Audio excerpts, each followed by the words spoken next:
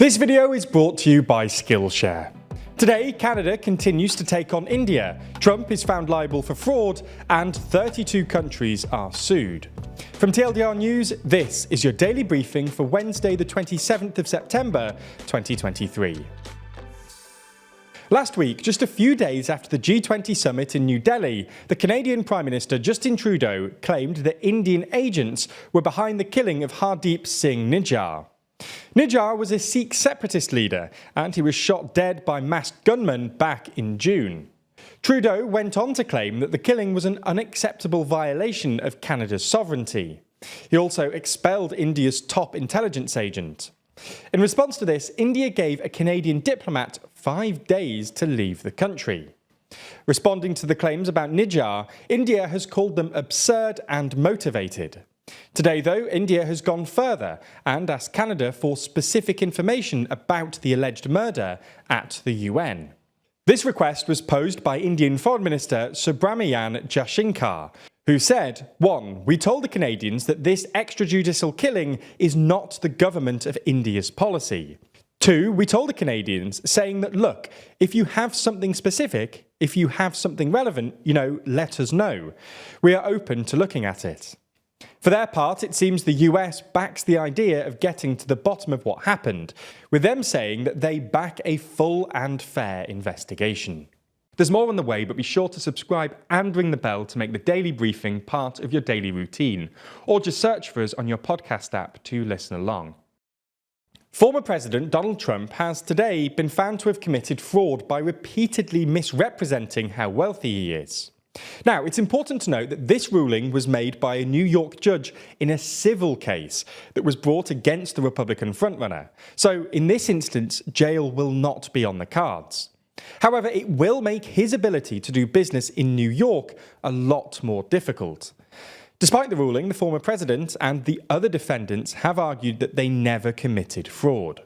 This case began last year when New York Attorney General Letitia James sued Trump, accusing him and his company of inflating the value of properties by more than $2 billion to suit the needs of their business. The judge was specific about some of the acts of fraud committed by the former president.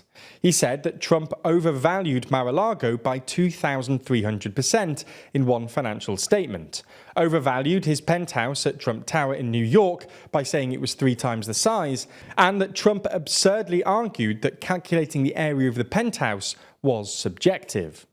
This is not the end of the former president's legal woes, though, as he has a number of ongoing cases that he'll need to try and resolve by the presidential election in November of next year.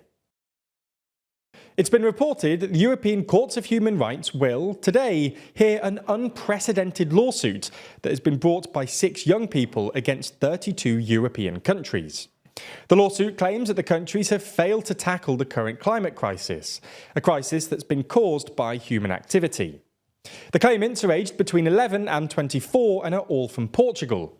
They'll argue that the court should try to force these countries to implement more policies that will prevent climate change.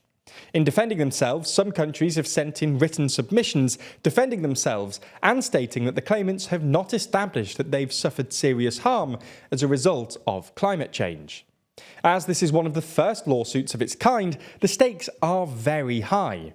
If the court agrees with the claimants, then this could pave the way for other similar lawsuits to be successful. Speaking about the impact of this case, the director of the Global Legal Action Network, or GLAN, said, "This is truly a David and Goliath case that's unprecedented in its scale and its potential impacts." We'll update you when we know the outcome of the case. In more climate news this morning, it's been reported that the UK's Rosebank oil and gas field has received approval, despite objections from pressure groups. The field itself is located about 130 kilometres northwest of the Shetland Islands and has recoverable resources estimated at about 300 million barrels of oil. Speaking about the decision to push ahead with this oil field, which won't be in operation until 2026, UK Energy Security Secretary Claire Cortino said, "We will need oil and gas as part of that mix on the path to net zero, and so it makes sense to use our own supplies from North Sea fields such as Rosebank." What's made this more of a problem for environmental campaigners is the fact that this oil field actually won't be large enough to have much of an impact on energy security in the UK. Philip Evans, Greenpeace UK's climate campaigner, said in a statement that "We know that relying on fossil fuels is terrible for our energy security, the cost of living, and the climate." A new study this week has found that humans could actually be wiped out by the formation of another supercontinent in the next 250 million years. This new continent, named Pangaea Ultima, is expected to form at the equator, following the shrinking of the Atlantic Ocean and the merging of the Afro-Eurasian continent with the Americas. This convergence of the continents is expected to drive volcanism and increase carbon dioxide levels. This in turn could leave up to 92% of Earth uninhabitable to mammals, as temperatures could be higher than 40 degrees Celsius. The fact that the Sun is predicted to be about 2.5% more luminous at the time of Pangaea Ultima's formation also will not help the global warming effect. Ultimately, it's believed that these factors put together will lead to a mass extinction, not just for animal life, but also for plant life. In the final uplifting story today, we're going to discuss the ability to regrow teeth. A team of scientists in Japan have already been successful in growing new teeth in animal test subjects, and they now hope that this will also work in humans. In essence, this works by blocking the antibody of a gene that stimulates tooth growth. The team is working on creating a neutralizing antibody medicine that can block this antibody. If everything continues to go to plan, then the team hopes that they'll be able to hold a clinical trial for children between 2 and 6 in 2025. Things are expected to change with a story like this, so make sure you stay on top of updates. That way you know what's going on, and let's be honest, it always feels great to stay on top of things. Even within TLDR, a few of us have been brushing up our InDesign skills in order to create the newspaper we're currently working on.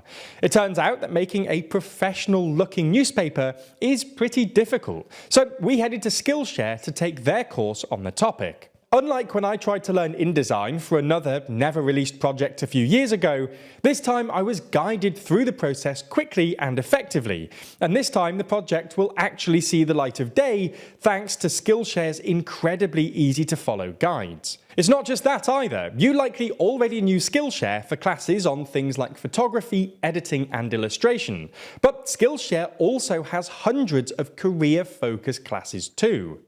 We all know at this stage that traditional jobs aren't one size fits all. I mean, I finished university and came straight into a job at a YouTube channel. That's not necessarily the path that you want to take, but the courses on Skillshare can help you design a career to fit you.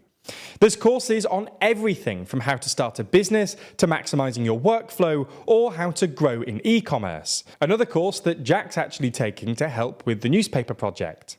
And if you use our link, you can get access to all of that for free. That's right, the first 1,000 people to use the link will get a 1-month free trial of Skillshare.